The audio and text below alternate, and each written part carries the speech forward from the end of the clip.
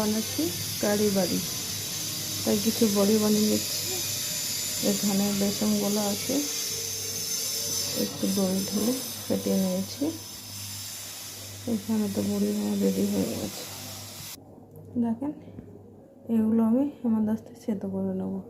একটু জিরে, আদা, কাঁচা লঙ্কা, রসুন